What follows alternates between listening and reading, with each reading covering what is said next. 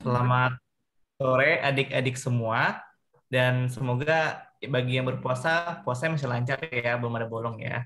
Nah, kali ini kita bakal ngebahas dan ngebongkar rahasia laporan opsi standar Jawara itu seperti apa untuk kategori SMP.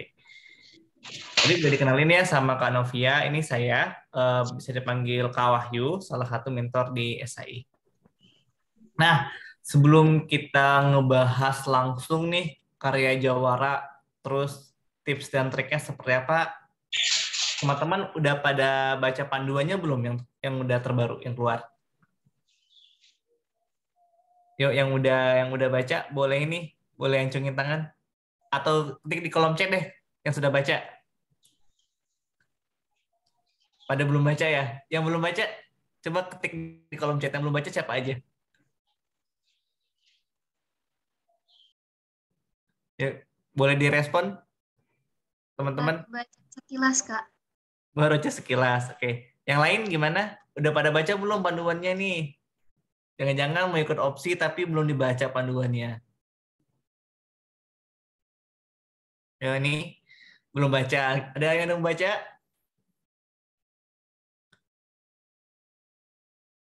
Oke. Keisha belum baca, Kalista belum baca, Nadine belum baca. Belum baca semua nih ya? Ada yang udah baca belum? Yang udah baca deh. Siapa yang udah baca panduannya? Oh, belum ada yang baca ya. Nah, ini salah satu kesalahan yang sering banget ditemukan untuk teman-teman ketika lomba tidak membaca panduan.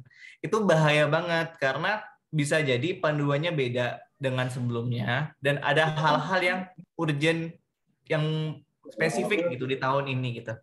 Nah, jadi langkah pertama teman-teman sebelum ikut opsi adalah baca panduannya gitu. Panduannya wajib dibaca karena itulah yang menjadi petunjuk teman-teman dalam mengikuti opsi gitu. Mengetahui opsi ini apa sih gitu.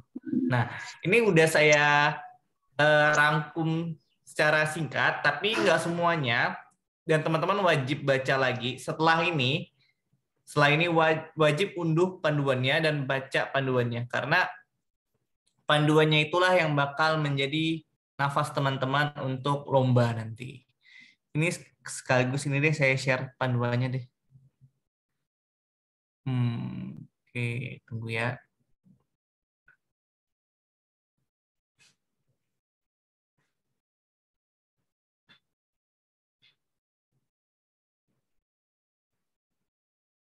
Nih saya udah share di grup, share di kolom chat, teman-teman unduh ya.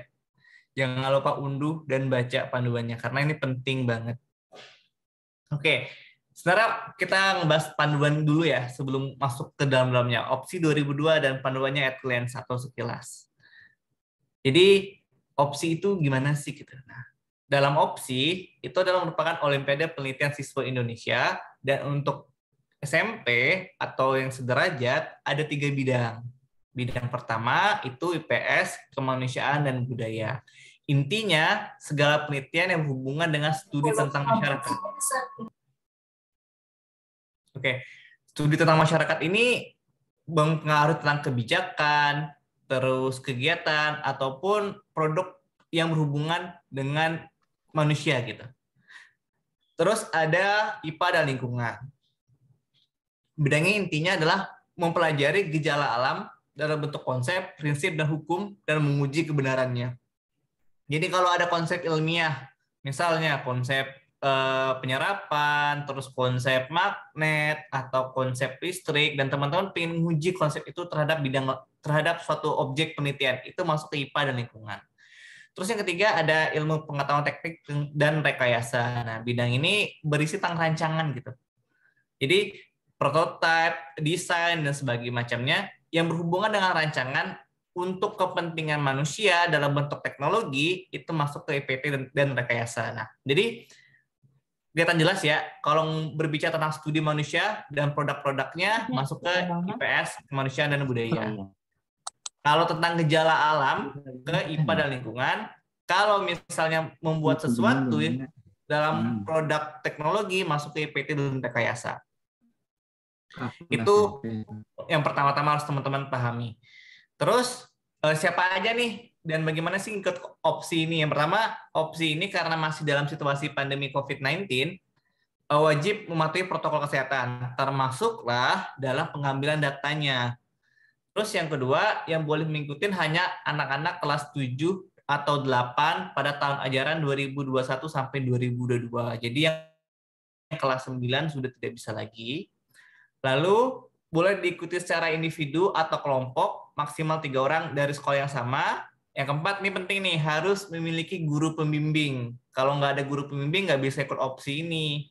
Lalu setiap tim atau setiap individu hanya bisa mengirimkan satu naskah terbaik, dan naskah tersebut belum dan atau tidak dalam proses seleksi lomba lain. Jadi naskahnya itu hanya untuk dan diperuntukkan pada lomba opsi ini. Jadi nggak boleh double-double kayak gitu.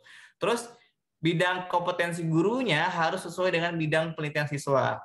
Nggak mungkin kan, misal teman-teman pengen meneliti tentang IPA tapi guru pembimbingnya IPS, kan nggak linear tuh, jadi nggak boleh. Jadi harus sesuaikan. Guru pembimbingnya harus sesuai dengan bidang penelitian yang teman-teman ajukan. Dan yang ketujuh, naskah karya ilmiahnya harus kreatif, faktual, atau menyajikan data kaidah ilmiah. Artinya data. Itu penting banget karena ini adalah standar umum opsi gitu. Nah, terus apalagi nih opsi at glance-nya? Yang pertama ini ya, semua naskah yang diterima pada jenjang kopsi untuk SMP ini tidak melalui proposal penelitian, tapi langsung ke laporan penelitian dan paling lambat 8 Agustus. Nah, kalau sekarang kan bulan April ya, April, Mei, Juni, Juli, Agustus. Masih ada sekitar 3-4 bulan untuk melakukan penelitian dan melaporkan hasilnya. Masih cukup waktu yang cukup banyak ya. Terus pengiriman naskah laporan penelitiannya itu secara online ke website Puskesmas dan hanya bisa mengajukan satu judul naskah. Dan setiap sekolah dapat mengirimkan satu judul per kategori bidang ilmu. Terus peserta yang mengikuti wajib memberikan naskah pernyataan belum pernah atau tidak pernah dalam proses seleksi dalam lomba lain. Atau di sini nanti disebut sebagai lembar fakta integritas atau lembar originalitas nantinya. Nah, naskah laporannya itu wajib memiliki sistematika berupa judul, ada lembar pernyataan originalitas, lembar fakta integritas, surat keterangan kepala sekolah, abstrak, bab 1 hingga bab 5, dan daftar pustaka. Terus, nama urutan pertama itu adalah nama ketua kelompok dan sebagai penulis utama, dan nama penelitian dan naskah penelitian yang lengkap itu dilombakan akan menjadi hak milik panitia dan dapat disebarluaskan. Nah, bobot penilaiannya seperti apa? Nah, bobot penilaiannya untuk tahap penyisihan itu 50% adalah dari ide sebenarnya, keaslian gagasan, relevansi terhadap tema, dan kejelasan masalah. Nah, untuk strukturnya itu 30% dan format itu 20%. Jadi tetap ditekankan kepada konten dari penelitian teman-teman. Dan mekanisme seleksinya 3, tahapan seleksi, kelengkapan berkas, sama penyisihan dan tahap akhir. Ada 3 tahapan seleksi. Pertama kelengkapan berkas, kedua tahapan penyisihan, yang ketiga tahap akhir. Nah, kalau untuk timeline-nya sendiri, di bulan April ini sudah ada sosialisasi dan pembukaan pendaftaran, jadi sudah dibuka. Terus untuk penelitian laporan lengkapnya itu maksimal 8 Agustus. Nah, naskah laporan penelitian ini termasuklah lampiran, logbook, dan semuanya. Lalu setelah Agustus tersebut, nanti diambil 40 naskah terbaik setiap bidang ilmunya. Nah, 40 naskah terbaik ini yang bakal melaksanakan penyisihan tahap akhir di bulan Oktober. Nah, pelaksana ini bisa dilakukan secara online yang meliputi ada naskah laporan penelitian dalam bentuk PDF, ada file PPT-nya, ada link video presentasi lombanya, itu maksimal 10 menit, ada file poster dan video penjelasan pameran. Jadi banyak ya. Tapi sebelum kita ke Oktober, kita fokus dulu ke Agustus ini. Bagaimana kita membuat naskah laporan penelitiannya. Terus untuk semua kegiatannya ini kira-kira yang menang berapa banyak ya? Nah, itu ada beberapa kategori penghargaan. Ada emas, perak, perunggu, dan penghargaan khusus. Penghargaan khusus ini untuk poster terbaik dan penyaji terbaik. Ada 3 tim untuk emas, 5 tim untuk perak, dan 7 tim untuk perunggu. Jadi ada 15 pemenang ya. Dari 40 yang lolos ke final, akan ada 15 pemenang. Jadi cukup banyak. Dan kira-kira dari AdGlance tersebut sudah tergambar ya bagaimana persaingannya Kopsi, terus Kopsi ini mencari ide yang seperti apa. Lalu pertanyaannya, gimana standar karya jawara? Nah, tahun lalu itu namanya kan Kopsi, 2 tahun lalu namanya Opsi. Dan kita lihat tahun lalu nih sebagai Kopsi. Yang menang tuh seperti apa aja. Ini ada daftar nama peraih medali emas dari berbagai bidang. Untuk IPA, dapat lihat judulnya ini, Mr. Tech, Mercury Reduction Technology sebagai solusi pencemaran merkuri di perairan. Terus yang SMP Negeri 1 Cilacap, pengaruh simplisia daun mangga terhadap tingkat kesegaran ikan pada pengawetan menggunakan es. Lalu yang ketiga, kajian etnobotani tumbuhan obat pada masyarakat suku Biak di Kalioboro. Nah, kita lihat kalau di IPA ini dia lebih cenderung ke eksperimen ya, karena penelitian pertama dan kedua itu eksperimen. Dia melihat apakah teknologinya dapat mengurangi solusi pencemaran lingkungan. Terus yang kedua, seberapa besar pengaruh dari objeknya, simplisia daun mangga. Sedangkan yang ketiga, ini penelitiannya dia mengumpulkan, menginventarisasikan data. Terus untuk GPS seperti apa? Ada analisis kepuasan layanan lewat jalan. Dia melihat dari eksperimental juga, tapi kemudian analisisnya atau korelasinya. Terus hubungan mobile phone, fobia terhadap interaksi sosial pada Gen Z, penelitian korelasi lagi. Terus yang ketiga, potensi bank sampah meningkatkan kebersihan dan pendapatan warga Sorong. Nah, ini penelitian deskriptif untuk membuktikan gagasannya. Lalu untuk rekayasa ngebuat apa aja nih? Nah, yang pertama dia membuat sistem keamanan rumah. Terus yang kedua prototipe alat pengubah sampah plastik. Dan ketiga penyaring gas CO pada asap kendaraan bermotor. Nah, untuk yang perak dan sampai penghargaan khusus, adik-adik bisa lihat di YouTube-nya Puspresnas, itu ada tuh disebutkan siapa-siapa aja yang menang. Nah, untuk lomba-lomba sebelumnya atau para pemenang sebelumnya ini dapat menjadi gambaran bagi adik-adik. Sebenarnya judul-judul yang juara itu seperti apa sih? Nah, dari ke-9 judul ini sebenarnya mereka punya satu ciri khas, yaitu mereka jelas penelitiannya terkait apa. Ada mereka menyatakan bahwa mereka ingin meneliti apa untuk menjadikan apa gitu. Dan itulah ciri khas utama dari karya tulis ilmiah, dan untuk opsi seperti itu. Lalu kita lanjut. Nah, terus untuk sistematika laporan opsi 2022 ini bagaimana nih? Nah, ini agak unik. Opsi 2022 itu naskahnya diketik satu spasi pada ukuran A4, margin kiri kanan atas bawahnya 2,5 atau normal. Terus jarak pengetikan antar bab dan subbab itu satu spasi. Terus judul bab ditulis di tengah-tengah, judul subbab ditulis dari sebelah kiri, idensinya 5 ketukan atau 5 spasi, terus alia baru ke baris atasnya itu 1 spasi gitu. Untuk kutipan langsung itu 3 baris.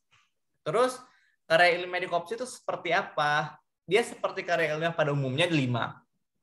Pendahuluan, kajian pustaka, metode penelitian, hasil pembahasan, kesimpulan, dan saran. Nah, untuk bagian awalnya seperti apa? Ini di panduan pemanduan opsi 2022 sudah dijelaskan dan ditulis secara eksplisit ya. Naskah laporannya itu harus sesuai dengan PUB. Jadi kalau ada istilah-istilah bahasa asing, cari sinonimnya atau terjemahan dalam bahasa Indonesianya gitu. Padanan katanya dalam bahasa Indonesianya seperti apa. Lalu judul itu ukuran 16, areal maksimal 10 kata dan tidak mengandung singkatan. Jadi tidak boleh lebih dari 10 kata. Gitu. Ini aturan yang tertulis di panduannya. Terus nama penulis pertama itu ketua kelompok. Terus nama selanjutnya itu nama dan alamat sekolah itu dilengkapi dengan nama kabupaten, kota, dan provinsinya. Ada masukan pernyataan originalitas dan fakta integritas. Terus abstrak maksimal 200 kata. Ini udah ada formatnya. Arial ukuran 10, spasi 1, ada 5 kata kunci. Nah, untuk bagian inti laporan penelitiannya dari bab 1 sampai bab 5 itu menggunakan Arial ukuran 11 dan spasinya 1. Untuk cara penulisan atau citasinya menggunakan format nama belakang penulis, koma, tahun. Dan kita bakal ngebahas sebenarnya di latar belakang untuk opsi ini kita bisa masukin apa aja sih. Nah, latar belakang opsi ataupun karya laporan penelitian pada umumnya sebenarnya sama aja. Itu memasukkan urgensi penelitian ini. Dan paling mudahnya, dia menghubungkan antara fenomena yang ada, atau status quo yang ada, atau kondisi kekinian yang ada dengan kondisi idealnya. Nah, hubungan antara fenomena yang ada dengan kondisi ideal ini akan memunculkan namanya research problem atau gap. Dan itulah yang harus dinyatakan dalam latar belakangnya. Kayak gitu. Misalnya apa? Misalnya kondisi kekiniannya sampah masih banyak di lingkungan A. Kondisi idealnya sampah tersebut tidak ada. Nah, dari hubungan antara kondisi ini fenomena yang ada dan kondisi ideal akan memunculkan kotak. Nah, kotak-kotak inilah yang cara-cara untuk bagaimana agar fenomena yang ada itu bisa ke kondisi ideal gitu. Misal sampah banyak.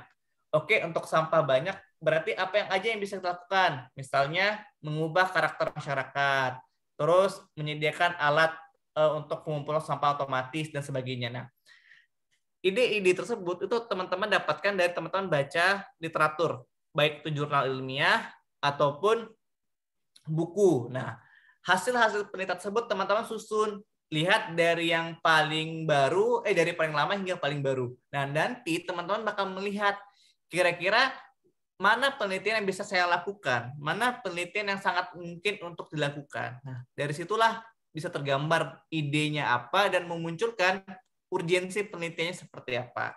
Nah, untuk latar belakang sendiri itu dapat ditulis dari umum ke khusus.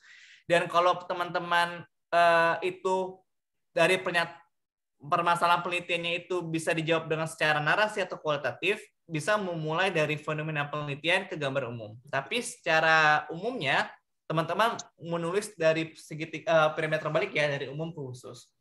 Dan latar belakang ini wajib menggambarkan, sekali lagi, urgensi penelitian. Kayak mengapa penelitian ini penting untuk dilakukan dan gambaran awalnya seperti apa. Lalu penelitian pendahuluannya seperti apa dan kebaruan dari penelitianmu itu seperti apa. Gitu. Dan ini yang wajib tergambarkan. Kayak gitu. Dan dari latar belakang tersebut akan memunculkan pertanyaan penelitian. Nah, pertanyaan penelitian inilah namanya rumusan masalah. Atau dari research problem tersebut akan memunculkan research gap. Yang research gap ini yang bakal dapat diturunkan jadi rumusan masalah. Nah, research gap inilah akan menjadi jantung untuk teman-teman atau adik-adik tahu nih sebenarnya penelitian saya itu diperlukan dengan menjawab metode seperti apa ya gitu. Misal, saya ingin penelitiannya tentang mengubah pola pikir masyarakat nih terkait aktivitas membuang sampah. Nah, kira-kira saya punya gagasan programnya program ABC. Nah, sekarang pertanyaannya, kira-kira teman-teman ingin menjawab sejauh mana sih? Gitu. Anggaplah penelitian sebelumnya sudah ada penelitian tentang programnya, gitu. Tapi belum ada pengujiannya. Nah, berarti teman-teman ngambil penelitian tentang pengujiannya. Nah, pengujiannya ini bisa melakukan sebagai efektivitas. Anggaplah sebagai efektivitas. Nah, kira-kira efektivitas itu mudah metode penelitiannya menggunakan pertanyaan kualitatif atau kuantitatif gitu. Bisa dijawab secara angka atau secara data narasi gitu. Nah, di sini teman-teman bisa mengetahui, oh ternyata dari permasalahan ini rumusan masalah saya adalah A dan rumusan masalah tersebut akhirnya menggunakan metode kuali ataupun kuantitatif.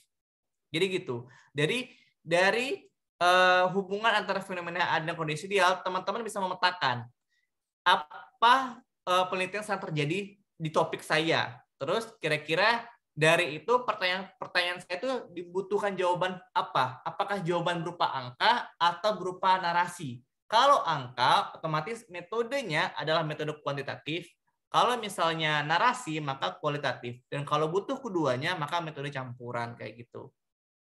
Nah, dari riset problem juga dan pertanyaan penelitian itu akan mengembangkan laporan teman-teman. Jadi dari rumusan masalah itu bakal dijawab di pembahasan. Misal pertanyaannya kayak bagaimana efektivitas program ABC dalam menanggulangi dalam mengubah pola pikir masyarakat yang suka membuang sampah sembarangan di desa A misalnya. Nah, maka pembahasannya adalah teman-teman ngebahas efektivitas programnya seperti apa. Karena pembahasan adalah menjawab dari rumusan masalah. Dan dari rumusan masalah itu bakal diturunkan menjadi tujuan penelitian. Jadi setelah dapat pertanyaan penelitiannya, kita tahu, oh tujuan kita adalah menyelesaikan rumusan masalah tersebut. Dan manfaatnya juga adalah ketika tujuannya dapat tercapai. Nah, tujuan penelitian ini akan terjawab di kesimpulan kayak gitu. Dan rumusan masalah itu biasanya merupakan pertanyaan penelitian dengan kata tanya bagaimana. Tapi bisa aja menggunakan apa. Lalu khususnya dapat berupa pernyataan penelitian.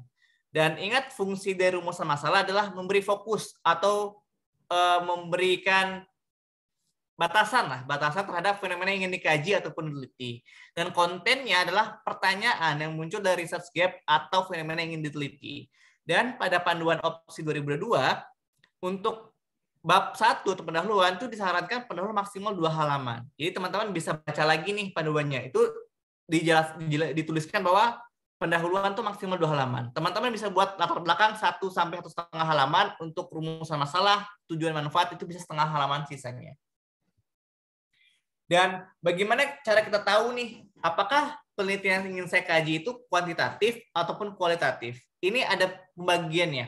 Nah, ketika penelitian teman-teman itu membutuhkan data untuk atau jenis yang mengeksplorasi, memahami fenomena yang ada, mendeskripsikan sesuatu, menghasilkan sesuatu, atau menemukan fenomena baru, maka itu kualitatif. Lalu, apalagi contoh penelitian kualitatif? Teman-teman mempelajari atau mendeskripsikan perspektif individu. Misal teman-teman butuh analisis perspektif individu si A, si B, tokoh A, tokoh B, ataupun misalnya ada informan kunci. Maka itu kualitatif, karena dibutuhkan narasinya. Lalu teman-teman mengakses atau menilai suatu proses dalam rentang waktu tertentu. Misal teman-teman ingin meneliti situs sejarah sudah ada gitu, yang sudah ada. Itu kan proses waktu sudah lewat. Nah, itu maka dia kualitatif. Terus teman-teman ingin menghasilkan teori ataupun pandangan dari berbagai partisipan atau berbagai responden, itu bisa kualitatif. Terus ciri khas utama penelitian kualitatif adalah hasil penelitian tidak bisa digeneralisasi. Jadi perspektifnya saya dan perspektifnya anggaplah Kak Novia itu tidak bisa dijadikan perspektif secara keseluruhan. Hanya bisa masing-masing individu. Itulah ciri khas dari penelitian kualitatif. Jadi anggaplah studi penelitian desa A tidak akan bisa digeneralisasi untuk studi penelitian desa B karena desa A memiliki karakteristik khusus. Itu ciri khas kualitatif. Dan untuk kuantitatif seperti apa? Nah, kuantitatif ini dia menjelaskan dan memprediksi hubungan, relasi, atau membandingkan antar variabel. Jadi ada variabel yang dibandingkan. Itulah kuantitatif. Terus mengandung variabel terikat dan variabel bebas. Atau mudahnya penelitian eksperimental itu pastilah penelitian kuantitatif. Lalu dia menghitung variabel tersebut untuk mendapatkan data berupa angka gitu atau data yang kuantifikasi. Maka dia penelitian kuantitatif. Oke, boleh di-mute dulu rekan-rekan? Oke, terima kasih. Terus ketika penelitian itu menguji teori sesuatu atau menjelaskan teori yang sudah ada, itu kuantitatif dia. Dan hasilnya dapat digeneralisasi karena dia mengambil sampel yang besar. Jadi gitu. Jadi kira-kira kalau penelitiannya itu gabungan gimana? Ya penelitian campuran. Jadi kayak datanya itu mungkin saja pertama kualitatif terus ditambah kuantitatif bisa aja gitu. Tapi yang pasti ini, kualitatif dia mengeksplor sesuatu, memahami sesuatu atau mendeskripsikan sesuatu. Itu kualitatif. Kalau dia menjelaskan hubungan antar variabel atau membandingkan, maka dia kuantitatif. Jadi kira-kira kebayang ya. Kalau nggak kebayang, kita coba kembali ke penelitian yang menang. Karya-karya Jawara yang menang di KOPS 2021. Anggap yang di IPA-nya. Ini, pengaruh simplicia daun mangga terhadap tingkat kesedaran ikan pada penguatan menggunakan es. Ini jelas-jelas penelitiannya apa kira-kira? Kualitatif atau kuantitatif? Boleh jawab di chat, di kolom chat. Menurut teman-teman, untuk yang ini dari SMP Negeri 1 Cilacap, kira-kira penelitiannya kuantitatif atau kualitatif dari judulnya? pengaruh Simplicia daun mangga terhadap tingkat kesegaran ikan. Boleh dituliskan di kolom chat. Ayo, kira-kira kualitatif atau kuantitatif? Menurut saya kuantitatif, Kak. Oke. Alvin, kenapa kuantitatif, Alvin? Karena itu, Kak, menghubungkan. Iya, benar. Terima kasih, Alvin. Jadi, ingat, kuantitatif itu menjelaskan hubungan. Hubungannya apa? Pengaruhnya. Apakah berpengaruh nih Simplicia daun mangga terhadap kesegaran ikannya gitu, pada penguasaan menggunakan es? Jadi kayak gitu. Jadi kalau teman-teman menggunakan pengaruh, berarti makanya hubungan. Maka jelas-jelas data yang diperlukan adalah data kualitatif. Terus, apakah penelitian IPA bisa kualitatif? Bisa. Kita lihat di yang contoh nomor 3, kajian etnobotani tumbuhan obat pada masyarakat suku Biak di Kalibobo. Nah, peneliti ini tidak mengkuantifikasi datanya, tapi dia mendeskripsikan etnobotani tumbuhan obat apa aja yang ada di suku Biak di Kalibobo. Dia mengumpulkan data tersebut sehingga menginventariskan data. Itu penelitian kualitatif gitu. Jadi jangan terjebak dengan bahwa penelitian IPA itu selalu kuantitatif. Tidak. Penelitian IPA bisa jadi kualitatif. Yang membedakan hanya satu. Ketika dia menjelaskan hubungan atau mengkomparasi atau membandingkan, dia kuantitatif. Tapi ketika dia mengeksplorasi atau menginventariskan data, dia kualitatif begitu. Terus ini juga berlaku pada IPS. Bukan berarti setiap penelitian IPS itu kualitatif. Bisa jadi penelitian IPS itu kuantitatif. Contohnya apa? Contohnya nomor 1, nomor 2 ini itu jelas-jelas kuantitatif. Karena nomor 1 menganalisis kepuasan. Menjelaskan hubungan kan. Apakah dia puas atau tidak puas? Kalau puas, seberapa puas angkanya? Terus hubungan. Apakah ada hubungan? Atau seberapa kuat hubungannya? Otomatis dia kuantitatif. Nah, yang ketiga baru dia kualitatif. Membicarakan potensinya. Apakah berpotensi? Terus dapat meningkatkan seberapa banyak gitu. Itu kualitatif. Nah, untuk 1, 2, 3 yang untuk ilmu pengetahuan teknik dan rekayasa itu bisa campuran, bisa kualitatif. Misal yang satu sistem keamanan rumahnya bisa kualitatif. Dan bisa jadi kuantitatif kalau ada data seberapa persen aman kayak gitu. Begitu juga untuk nomor 2 dan nomor 3. Jadi penting bagi adik-adik dan teman-teman semua untuk memahami bahwa sejauh mana sih penelitian ini gitu. Apakah penelitian tersebut bakal menjadi penelitian kualitatif atau kuantitatif. Nah, untuk memahami ini, teman-teman harus mengetahui research gap-nya atau research problem-nya apa. Masalah penelitiannya apa, dan kira-kira dijawab seperti apa gitu. Apakah perlu data angka atau data narasi. Nah, kalau udah dapat itu, teman-teman bakal enak untuk menulis bab 2 ke bab 5-nya. Gitu. Jadi, poin penting yang sekarang teman-teman harus lakukan adalah mencari tahu dulu di fenomena apa yang ingin diteliti. Terus, kira-kira penelitian pendahuluannya seperti apa? Penelitian-penelitian telah dilakukan itu seperti apa aja? Lalu tentukan teman-teman ingin meneliti tentang apa dan tanyakan kira-kira saya butuh data apa. Maka gampang untuk membuat bab selanjutnya. Nah, dari riset problem ini kita juga bisa langsung membuat bab 2-nya, yaitu kajian pustaka. Nah, kajian pustaka ini yang paling penting ditonjolkan dan ini ada hubungan dengan bab 1 adalah posisi penelitian. Apakah posisi penelitian teman-teman itu mengulang penelitian telah ada atau melengkapi dan menambah informasi baru? Nah, kalau penelitian teman-teman itu mengulang penelitian yang ada, mengulang berarti teman-teman sebaiknya cari lagi kebaruannya karena ingat opsi itu diminta gagasan kreatif, faktual dan kreatif faktual dan juga memenuhi kaidah-kaidah ilmiah. Nah, dikhawatirkan kalau mengulang penelitian sebelumnya termasuklah mengulang penelitian yang udah menang sebelumnya itu dikhawatirkan ada potensi untuk plagiarisme ataupun potensi tidak memenuhi potensi kebaruannya rendah. Nah, untuk itu perlu diketahui bahwa dalam penelitian itu posisi penelitiannya secara sederhana ada 2. Teman-teman itu antara melengkapi informasi yang ada atau menambah informasi yang baru. Nah, contoh melengkapi informasi yang ada seperti apa? Misal, penelitian sebelumnya, tadi kayak pengaruh Simplicia, daun mangga. Dia menggunakan variasinya 0, 1, 2, 3, 4, dan 5.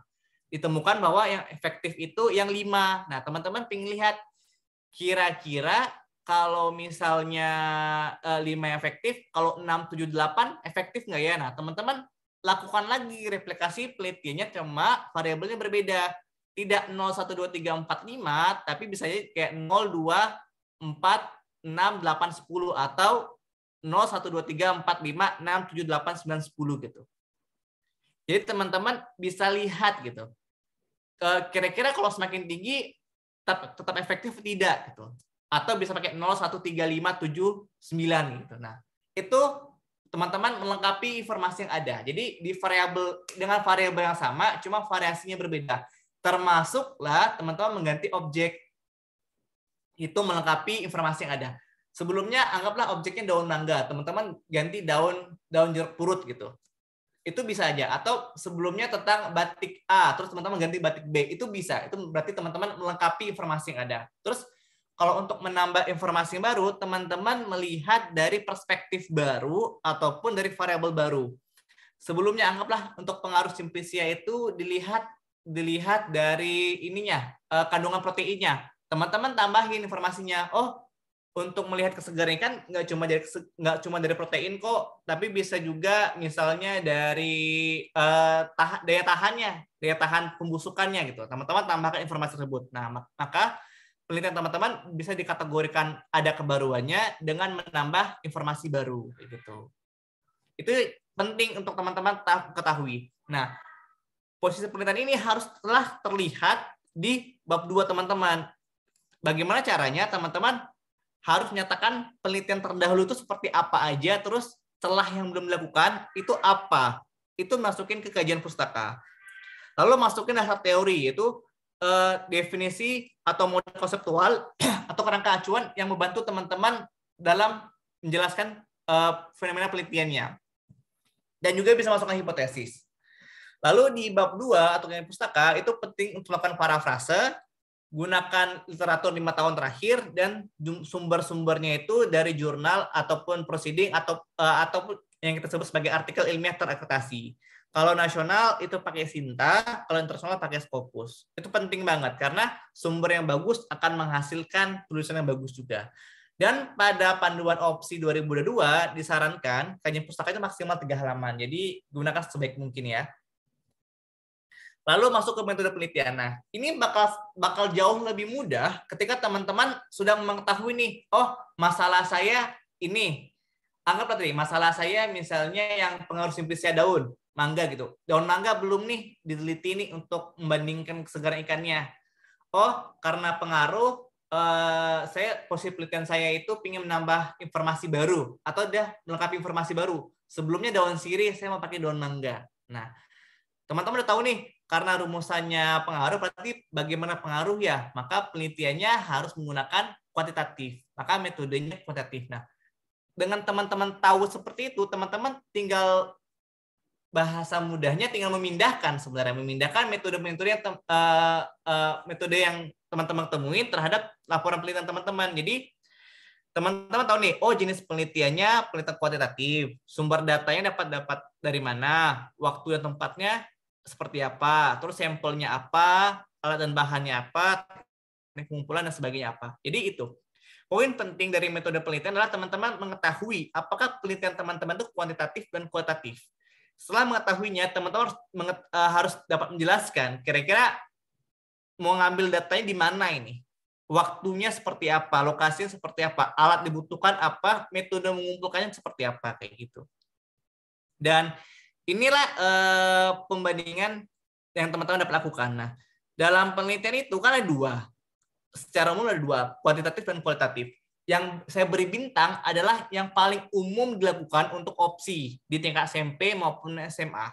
Walaupun kalau teman-teman punya kemampuan lebih, boleh melakukan yang tidak dibintangin. Cuma nggak saya sarankan. Nah, untuk kuantitatif itu semua jenis penelitian bisa dilakukan kuantitatif. Tapi untuk kualitatif, dia hanya bisa untuk review ataupun deskriptif. Dan dalam opsi, itu penelitian deskriptif. Kayak gitu. Nah, untuk kualitatif itu bisa korelasional atau hubungan, pengaruh, relasi, analisis hubungan, itu korelasional, atau eksperimental. Yang eksperimental itu ada kondisi kontrolnya. Kayak gitu. Terus, ataupun penelitian deskriptif juga bisa. Untuk kualitatif, saya ulangi kepada deskripsi. Nah, contoh penelitian deskripsi itu seperti apa? Studi kasus itu deskripsi. Observasi naturalistik itu deskripsi. Ataupun survei itu deskripsi. Nah, observasi naturalistik itu mudahnya pengamatan pada alam terbuka. Misalnya teman-teman kalau pernah dengar ada suatu penelitian yang pernah menang medali emas, dia peneliti ini pengujian konsep kesetiakawanan pada semut.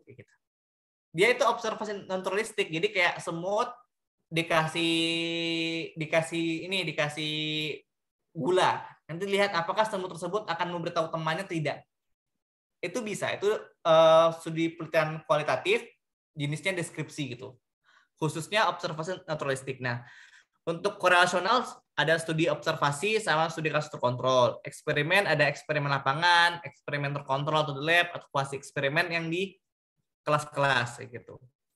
Dan ingat ketika dibuat di bab 3 metode penelitian itu ketika teman-teman ada menggunakan bahan tertentu atau aplikasi tertentu, tuliskan segala merek dan versinya beserta jumlahnya secara jelas dan detail. Lalu untuk menganalisis gunakan bantuan software. Misalnya untuk statistik gunakan SPSS gitu. Kualitatif kalau teman-teman bisa pakai NVivo. Kalau nggak bisa NVivo minimal pivot table deh dari Excel kayak gitu. Lalu ingat kan di metode penelitian itu bisa masukin ini aja ya. Bisa kan nih di bab 3 itu kan bisa masukin ini teknik pengumpulan dan analisis data. Nah, teknik pengumpulan data itu bisa lebih dari satu teman-teman. Jadi bisa pakai foto, dokumentasi atau wawancara, bisa observasi, bisa studi pustaka, eksperimen dan sebagainya.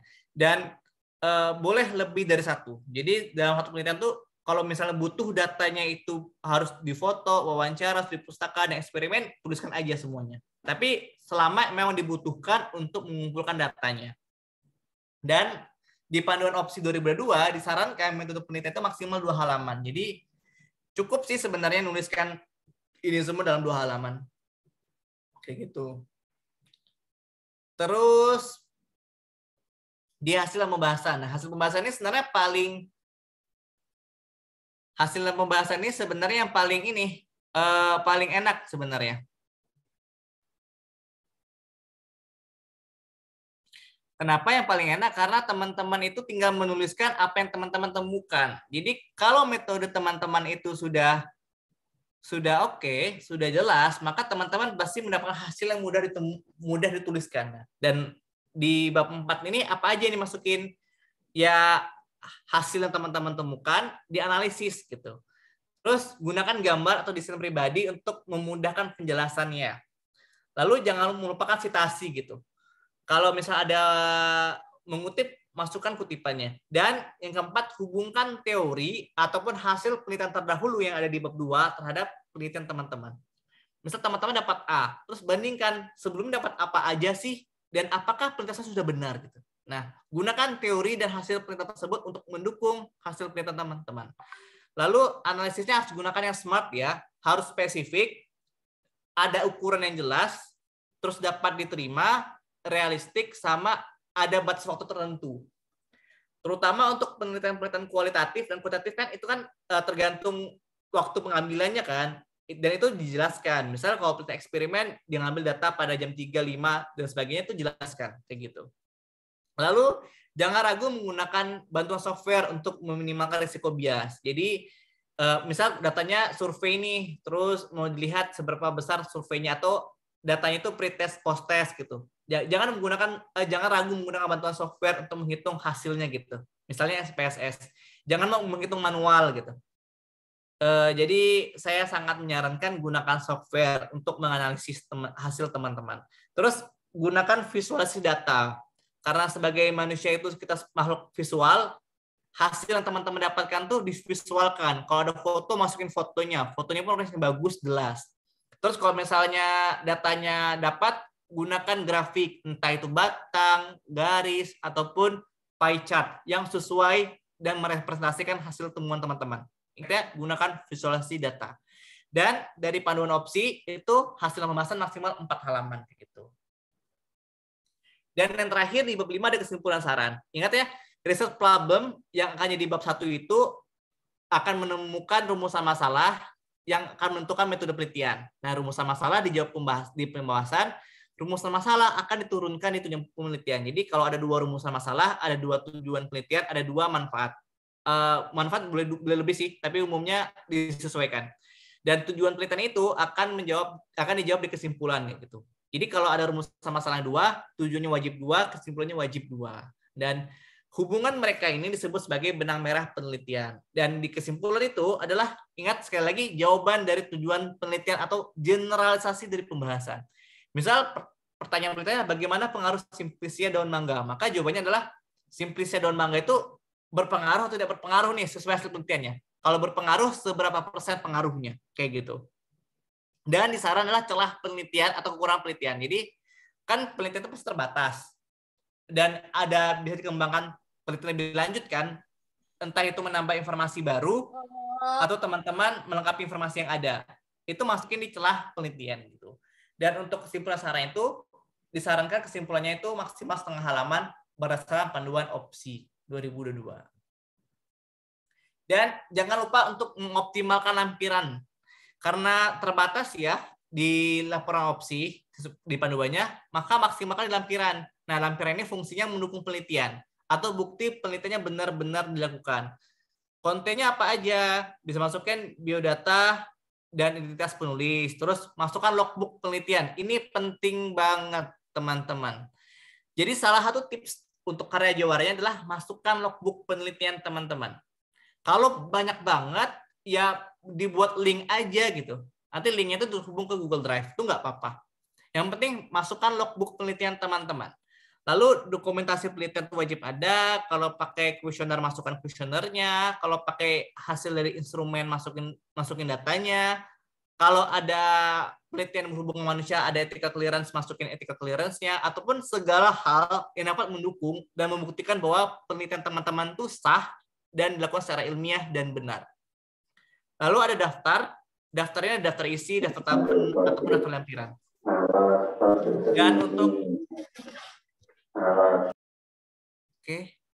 untuk daftar saja daftar pustaka. Nah, daftar pustaka ini boleh menggunakan format seperti ini, dan di panduannya sendiri boleh dijelaskan, boleh menggunakan ini, boleh menggunakan daftar pustaka yang ada di Word, Microsoft Word secara otomatis, ataupun teman-teman menggunakan aplikasi lain seperti Mendeley. Itu boleh. Jadi nggak ada batasannya. Yang penting daftar pustakanya itu jelas dan daftar pustakanya itu seragam.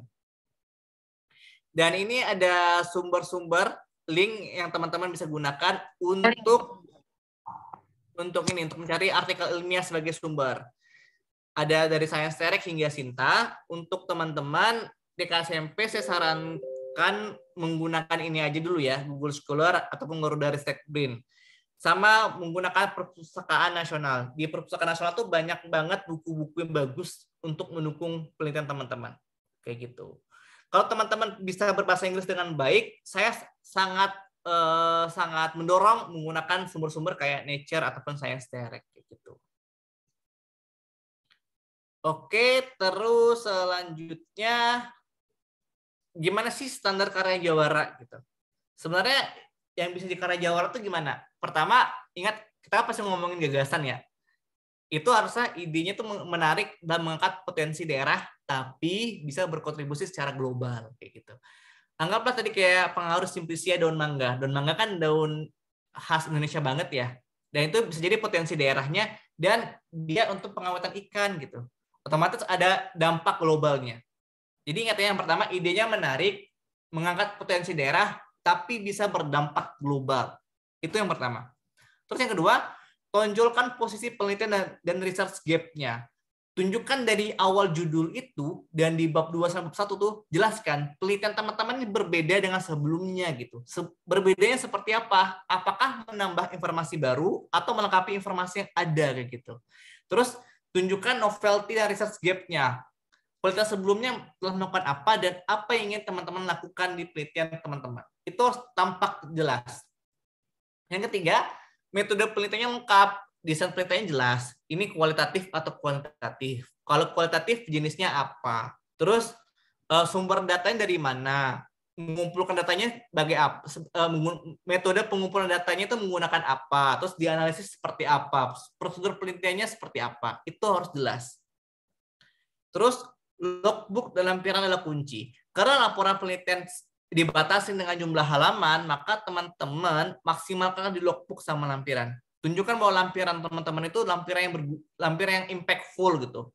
Lampiran yang mempunyai bahwa saya benar-benar lakukan penelitian saya loh secara benar gitu, secara sesuai protokol kesehatan, dan di logbook saya itu jelas loh penelitian saya itu berprogres gitu.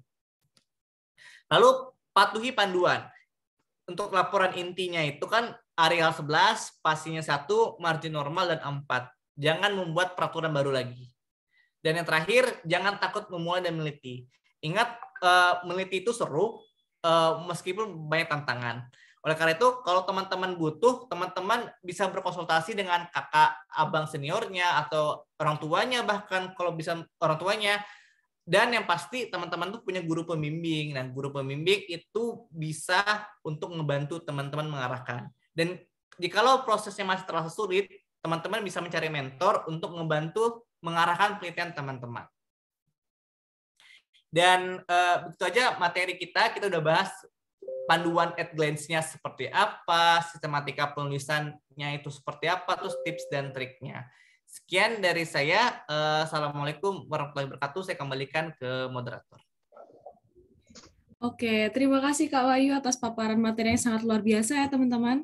Dan dari paparan yang telah disampaikan Kak Wahyu tadi, kita menjadi tahu nih teman-teman, dan juga mendapatkan banyak ilmu terkait dengan sistematika penulisan, lalu metode penulisan ilmiah itu seperti apa, sistematika laporan penulisan KOPSI, dan lain sebagainya. Nah, lalu di sini akan disediakan sesi tanya jawab selama kurang lebih 30 menit, dan bagi teman-teman yang ingin bertanya dipersilakan untuk mengangkat raise hand terlebih dahulu. Oke, di sini sudah ada yang raise hand. Silakan kepada Saudara Asar Hidayah untuk on microphone terlebih dahulu dan juga on kamera. Ya, Assalamualaikum warahmatullahi wabarakatuh. Waalaikumsalam warahmatullahi wabarakatuh. Sangat bagus sekali penjelasannya tadi terkait dengan langkah-langkah penelitian untuk opsi 2022. Yang saya mau tanyakan di sini, yang pertama, bagaimana kita bisa membedakan antara kan tadi dijelaskan penelitian kualitatif, kuantitatif, deskriptif, dan lain sebagainya. Sepengetahuan saya ada juga yang disebut deskriptif kualitatif dengan deskriptif kuantitatif. Apa yang membedakan dari kedua itu? Yang kedua, bagaimana caranya menentukan sampel dalam penelitian?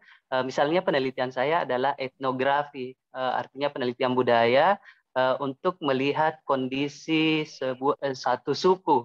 Bagaimana caranya misalnya kami peneliti menentukan sampel atau subjek penelitiannya itu berapa jika misalnya dalam kondisi dalam satu komunitas suku tersebut, berapa orang misalnya yang bisa diambil sehingga mewakili ketersediaan dari suku tersebut.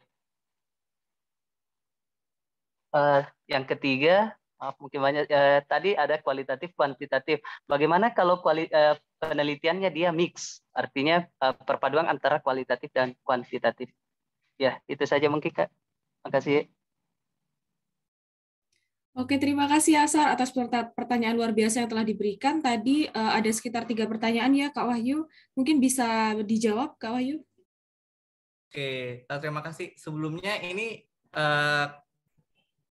Kak Asyar ini guru pembimbing ya, atau serta opsinya nih? Kalau boleh tahu. Pembimbing Kak, pembimbing. Oke, untuk guru pembimbing ya. Oke, ini saya jawab yang pertama dulu ya. Bagaimana kita ngetahuin dia itu kualitatif atau kuantitatif gitu. Terus kalau deskripsi itu gimana? Ini saya izin share screen lagi.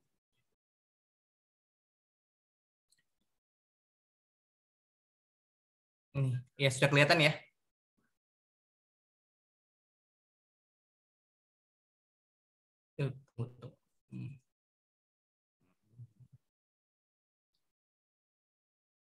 Kita share dulu ini. Nah, benar tadi kata Pak Ansyar, deskriptif itu penelitiannya bisa dua gitu, bisa kualitatif ataupun kuantitatif. Ini lihat batasnya ini.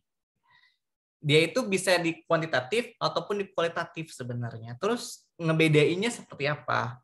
Nah, deskriptif kan banyak ya. Ini nggak cuma 3, tapi kan ada studi kasus, observasi, sama survei. Nah, survei itu kan bisa hasilnya itu bisa kualitatif maupun kuantitatif. Dia kualitatif kalau dia menganalisis perspektif informan kuncinya saja.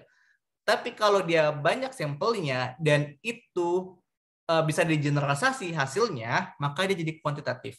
Atau lebih mudahnya ini. Yang ini. Nih. Kapan penelitian deskriptif tersebut akan menjadi kualitatif ataupun kuantitatif? Nih. Kalau dia hanya ingin mengeksplorasi atau memahami suatu fenomena gitu. Katakanlah dia ingin memahami fenomena etnografi pada suku A, maka itu dia akan lebih mengarah ke kualitatif. Terus kapan dia bisa menjadi kuantitatif? Ketika dia ingin menjelaskan hubungan, misalnya kayak hubungan etnografi A terhadap perilaku B. Ketika dia sudah ada menghubungkan sesuatu, ada variabel tertentu yang dihubungkan, maka dia akan cenderung ke kuantitatif gitu. Atau misalnya pemaknaan etnografi terhadap pemaknaan perilaku A, misalnya pemaknaan perilaku A pada suku B gitu. Nah, kalau dia ingin memahami dan mendeskripsikan pandangan individu tertentu atau suatu kelompok tertentu, maka dia kualitatif. Tapi ketika sudah ada diukur variabel terikat dan variabel bebasnya, maka dia kuantitatif. Dan ciri khas ketiga adalah setiap penelitian kualitatif tersebut tidak dapat digeneralisasi. Jadi hasil penelitian tersebut hanya berlaku pada sampelnya atau populasi yang telah ada gitu. Sedangkan penelitian kuantitatif dapat digeneralisasikan di banyak pihak.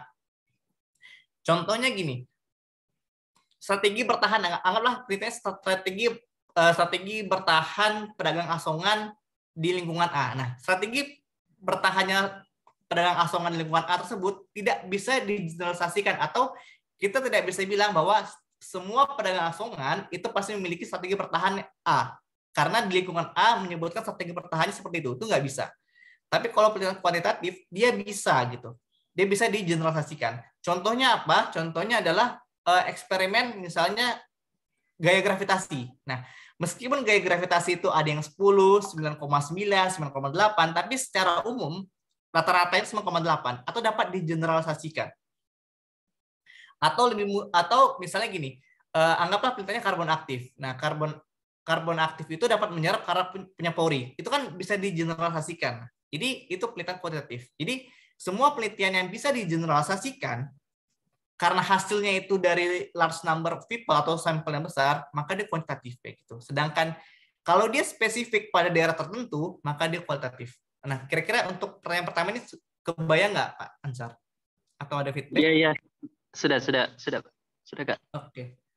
Terus yang kedua, nah, kalau misalnya nih penelitiannya sumber sampelnya besar, terus bagaimana? Ini sebenarnya agak advance ya. Nanti untuk adik-adik rekan-rekan opsi, untuk yang SMP, adik-adik bisa tanyakan kepada guru pembimbing ataupun mentornya. Tapi salah satu dari sumber statistiknya adalah ini, yang sangat terkenal, rumus Slovin. Jadi, gimana cara kita menghitung jumlah sampel? Nah, ketika jumlah sampel yang tidak diketahui secara besar atau jumlah sampel yang sangat besar, maka gunakan rumus Slovin. Gitu. Rumus Slovin ini menghitung jumlah populasi yang ada dengan menggunakan E kuadratnya. Jadi, ini ada contohnya tuh. Ini ada contoh kasusnya.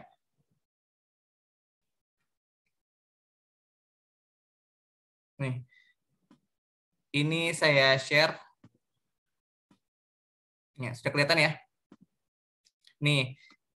Nah, N itu adalah jumlah sampel minimal dan N besar itu populasi gitu. Sedangkan E itu ada error marginnya. Misal penelitiannya itu mau pakai 95%, tingkat kesalahannya 5%. Maka bisa gini. Kita anggaplah kita punya 1.000 orang dalam suatu populasi. Anggaplah tadi di satu desanya Pak Ansar itu anggaplah ada 1.000 orang ya Pak ya. 1.000 orang suku tersebut lah, suku A. Ada 1.000 orang suku A.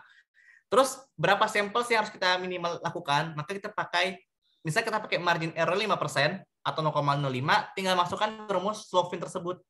Gitu. Sehingga didapatlah bahwa minimal itu ada 286 orang yang harus diteliti.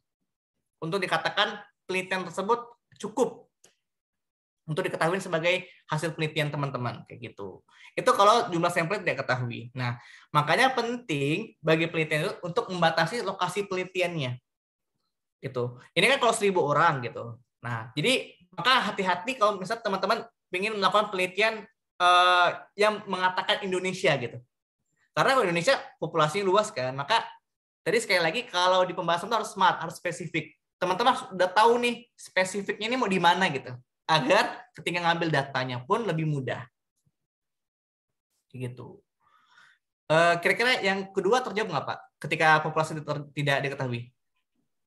Iya, terjawab, Mas. Tapi begini, Mas, maksudnya apakah harus memang menggunakan rumus yang margin tadi itu, atau ada rumus-rumus yang lain, atau hanya itu yang boleh digunakan? Oh, banyak sebenarnya rumus-rumus yang lain itu banyak. Cuma yang sangat terkenal digunakan tuh metode Slovin. Metode Slovin itu yang paling terkenal untuk menentukan populasi gitu. Dan ini sangat tergantung dengan jenis penelitiannya. Misalnya penelitian laboratorium, nggak mungkin kan sampai 286 kali melakukan percobaan kan, nggak mungkin. Nah, kalau misalnya dalam percobaan laboratorium itu minimal dilakukan itu adalah 3, minimal sampel itu ada 3. Kalau penelitian laboratorium, karena 1 tidak bisa digeneralisasi, 2 hanya menjadi rata-rata, 3 baru bisa dilakukan generalisasi. Dan biasanya itu kalau misalnya penelitian eksperimen di laboratorium, dia bisa menggunakan 3 sampai 5 variasi. Jadi kayak anggaplah variasinya itu 0, 1, 2, 3, 4, 5 gitu. Kayak gitu. Jadi ada variabelnya. Dan sangat tergantung dengan jenis kasusnya. Jadi sangat tergantung jenis kasusnya gitu. Tapi berlaku untuk kualitatif kuantitatif itu, Kak. Maksudnya dari Slovin itu bisa dipakai untuk penentuan sampel dari kualitatif dan kuantitatifnya itu. Oh iya, bisa. Jadi secara statistik bisa. Metode Slovin itu bisa dipakai untuk penelitian kualitatif dan kuantitatif. Gitu. Tapi ingat, penelitian kualitatif bisa saja tidak menggunakan metode Slovin ketika dia itu bukan survei. Jadi kalau misalnya nanti adik-adik ingin melakukan ingin melakukan survei nih, dia ingin melakukan wawancara mendalam atau in-depth interview. Kan nggak mungkin nyari 286 orang kan. Tapi adik-adik dan nanti Bapak Ibu guru bisa menuliskan kriteria tertentu yang menjadi informan kunci itu siapa dan kenapa. Jadi kayak gitu. Dan ketika melakukan in-depth interview itu bisa saja menggunakan 1 orang bisa, 2 orang bisa, 3 orang itu bisa. Gitu. Karena dia tidak menggunakan penelitian kuantitatif di metode Slovinnya untuk mengambil populasi. Cuma kalau survei sebaiknya menggunakan metode Slovin. Karena itu istilahnya secara statistik lah dianggap kaidah ilmiah yang benar. Oke, Kak, siap. Makasih, Kak. Oke. Sama-sama. Terus yang ketiga tadi apa ya? Kak Novi ingat nggak yang ketiga?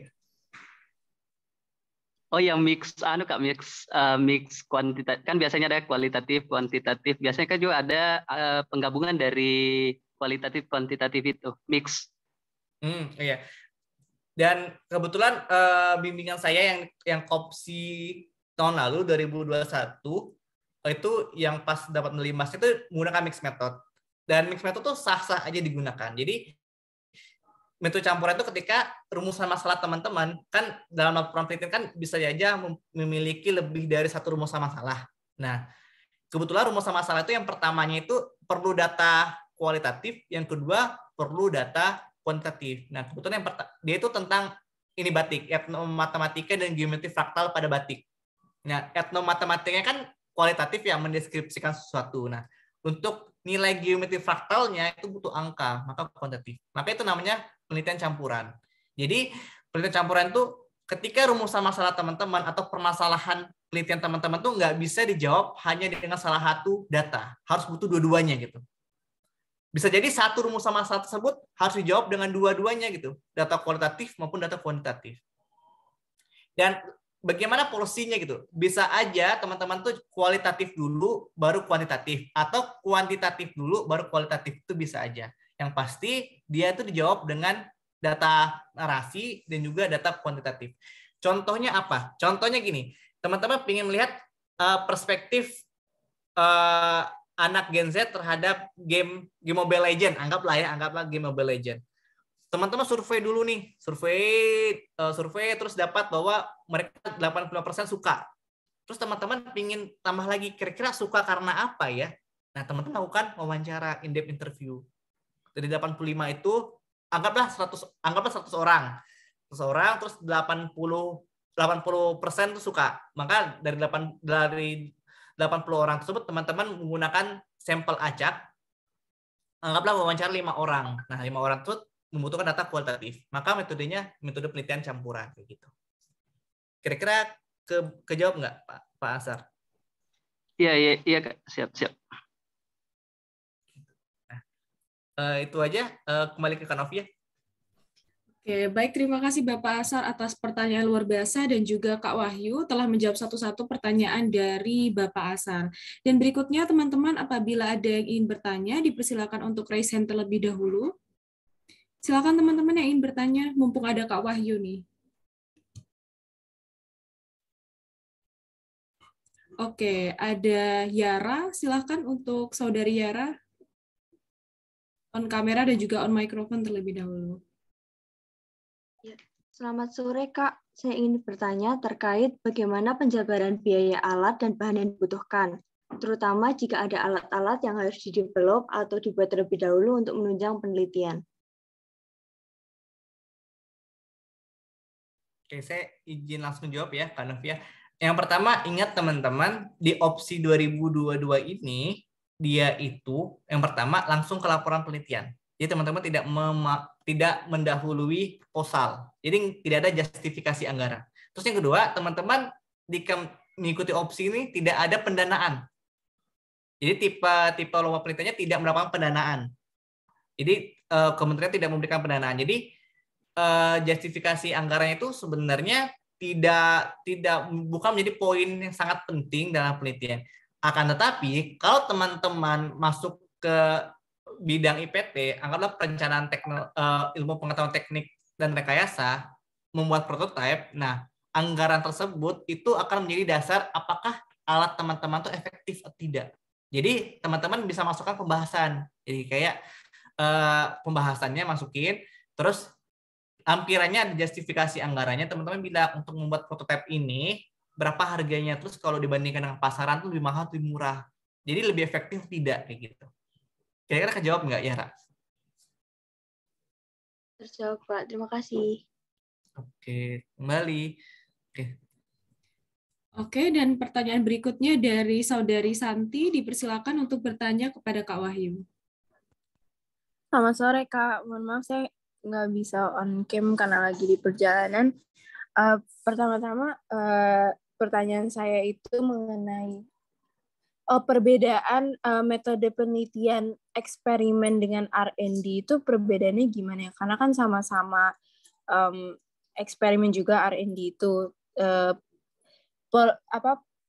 perbedaan utamanya itu di mana? Yang pertanyaan kedua itu saya mau tanya tentang misalkan saya membuat larutan nih. Nah, larutannya mau dicek efektivitas untuk terhadap bakteri dan virus. Nah, tapi di Indonesia misalkan saya udah cari di beberapa laboratorium itu belum ada alat yang bisa memadai persyaratan tersebut. Nah, itu bagaimana solusinya, Kak? Terima kasih.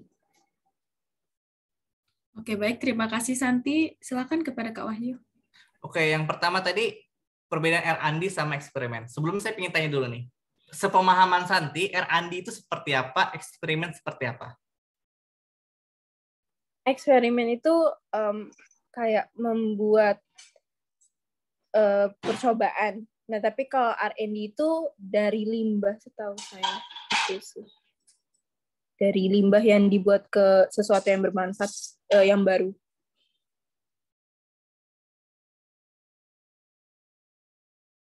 Oke, kayak gitu ya. Kita ngomongin jenis datanya deh.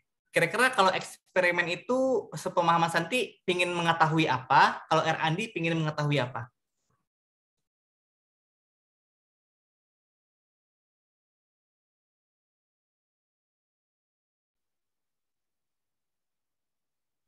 Sebenarnya saya masih kurang begitu mendalami sih, Kak.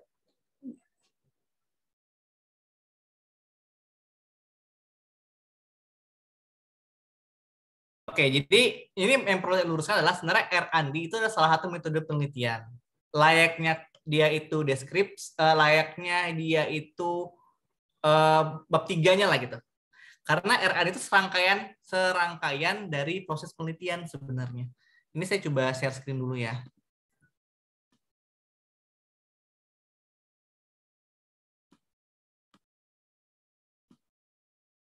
Sebentar.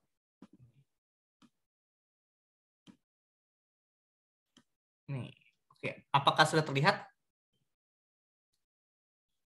Sudah, Kak. Nah, ini adalah namanya R&D, Research and Development. Dia itu sebenarnya tidak bisa disejajarkan dengan metode kan desain penelitian, anggaplah jenis penelitiannya kualitatif dengan desain penelitiannya kualitatif dengan jenis penelitian deskripsi. Nggak bisa dibilang kayak jenis penelitiannya itu kualitatif dengan desain penelitiannya kualitatif dengan jenis penelitian R&D, dia nggak bisa gitu. Karena R&D itu serangkaian sebenarnya, research and development. Masa metode riset ada risetnya lagi? Kebayang nggak? Nah, R&D itu sebenarnya serangkaian metode. Nah, serangkaian metode ini memasukkan apa? Pertama, ngumpulin data, mendesain produk, validasi desain, uji coba pemakaian, revisi produk, uji coba produk, revisi desain, baru produksi massal.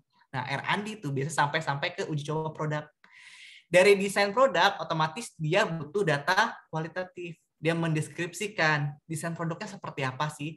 Validasi desain, dia melakukan metode pengumpulan data berupa survei. Kayak gitu. Nah, uji coba pemakaian, melakukan apa? Eksperimen. Nah, dari hasil eksperimen ada uji coba produk, eksperimen lagi. Jadi, R&D itu adalah kumpulan sebenarnya. Kumpulan dari berbagai metode penelitian. Jadi kalau lihat apakah berarti berarti desain penelitiannya apa dong? Otomatis dia otomatis dia campuran karena Santi bakal butuh data kualitatif untuk desain produk dan butuh data kuantitatif untuk hasil uji coba pemakaian dan uji coba produknya kayak gitu. Jadi gimana cara menuliskan di bab 3-nya? Bisa dibilang penelitian ini mengadopsi konsep R&D atau Research and Development, di mana akan dilakukan pengumpulan data, desain produk, hingga uji coba produk. Nah, kalau dibilang desain penelitian ini merupakan desain campuran karena membutuhkan data kualitatif dan data kuantitatif kayak gitu. Kira-kira kebayang nggak, Santi? Jadi dia nggak bisa digabungkan gitu, nggak bisa dibilang nggak bisa disejajarkan dengan deskripsi gitu. Karena di R&D itu ada eksperimen, ada deskripsi. Kebayang nggak? Kebayang, Kak. Kebayang. Dia bisa dibandingkan gini, penelitian R&D dengan penelitian tindakan kelas itu bisa dibandingkan. Jadi sejajar ya. Jadi kayak berbagai serangkaian metode itu bisa dibandingkan. Oke. Terus yang kedua tadi apa ya? Ini saya ulangin, Kak.